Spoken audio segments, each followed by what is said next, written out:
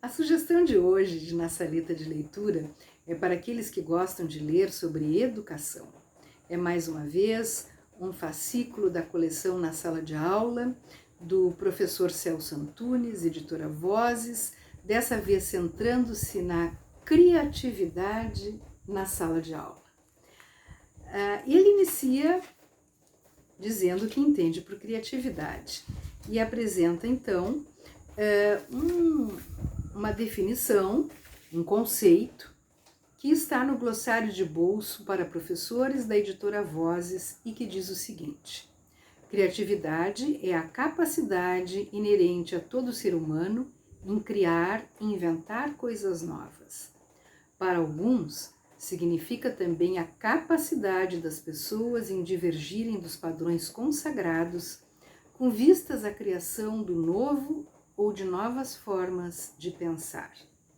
Merece também destaque o conceito de criatividade que apresenta David Fontana, destacando-a como habilidade para gerar maneiras fluentes e novas de lidar com problemas e organizar material.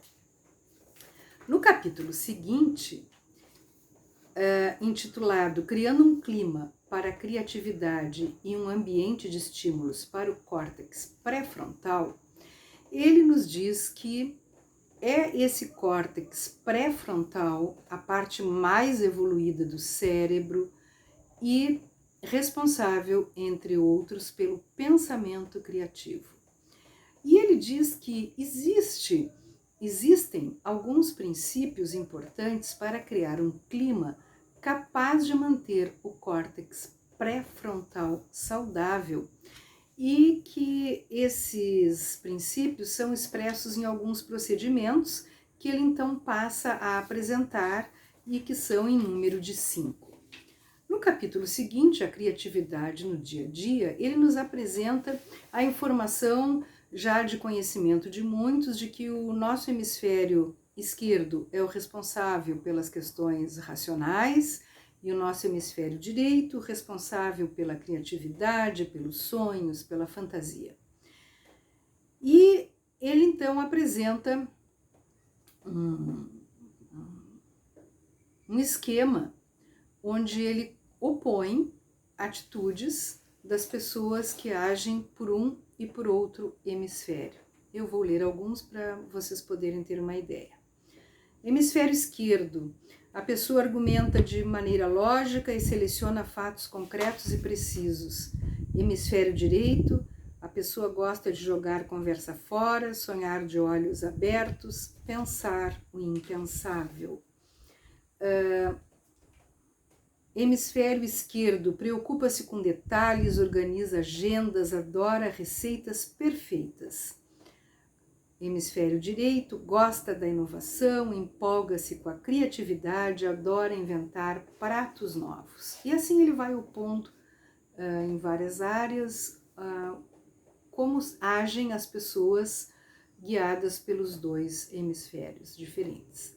No final do capítulo, ele chama a atenção que o mais importante seria não estabelecermos essa diferença radical entre eles, mas fazer com que esta diferença diminuísse cada vez mais, fazendo com que, na prática, as pessoas equilibrassem o uso dos seus dois hemisférios. No capítulo 4, intitulado Existem diferentes maneiras de pensar, ele nos apresenta o pensamento lateral e o pensamento vertical.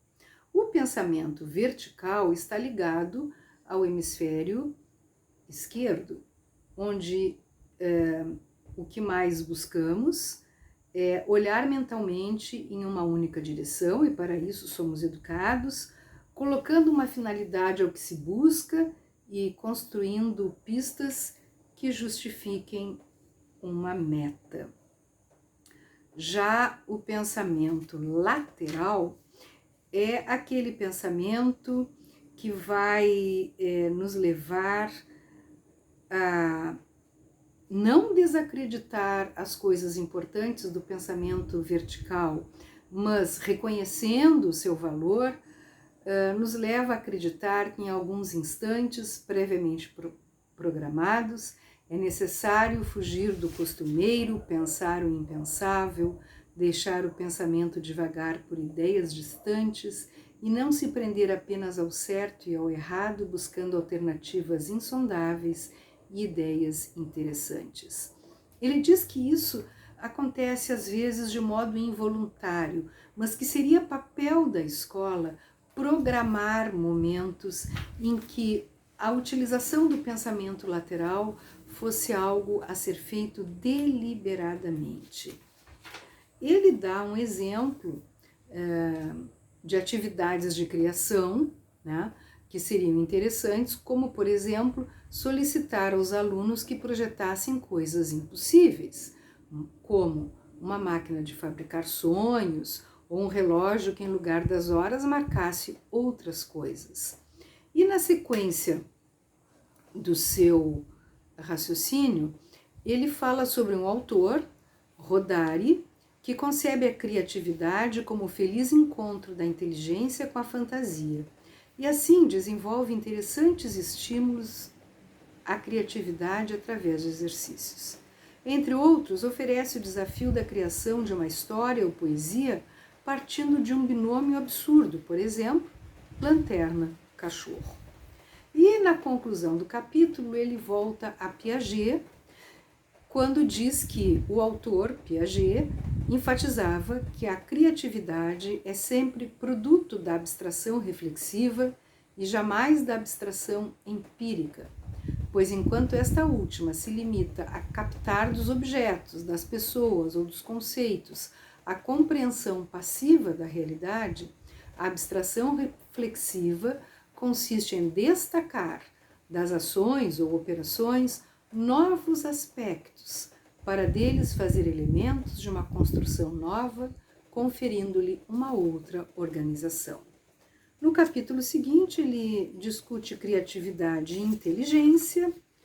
Depois, ele apresenta num outro pequeníssimo capítulo a questão de que, embora as pessoas sejam criativas de modos diferentes, existem pontos em comum entre as pessoas criativas e apresenta 5 pontos em comum.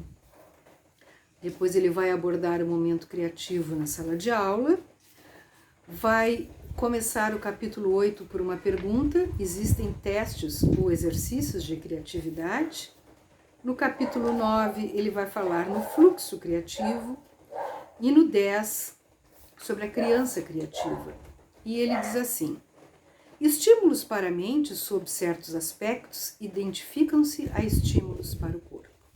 Assim, não importa se esta ou aquela criança poderá ser uma campeã olímpica, importa isso sim estimulá-la e treiná-la, pois mesmo que não alcance o pódio, sempre crescerá significativamente em relação ao estágio em que anteriormente se encontrava. Depois ele vai falar sobre escolas criativas e diz que, na opinião dele, não existem escolas especificamente criativas, que ele não as encontra, mas que ele sugere que as escolas tenham um espaço específico para a criatividade, talvez um laboratório de criatividade, talvez aulas só de criatividade, sem relação a conteúdo teórico algum, de disciplina alguma. Nós sabemos o quanto a criatividade é importante, o quanto soluções para problemas difíceis vieram da criatividade das pessoas, o quanto as artes devem à criatividade e até como a criatividade é importante no nosso dia a dia, em momentos, por exemplo, em que precisamos dar conta de alguma coisa sem que tenhamos as ferramentas usuais necessárias para isso. Precisamos, portanto, apelar à nossa criatividade. Dar espaço à criatividade é dar espaço à saúde, é dar espaço à felicidade e, por isso, é fundamental. Então, a sugestão de hoje é a criatividade na sala de aula, do professor Celso Antunes, editora Vozes. Boa leitura.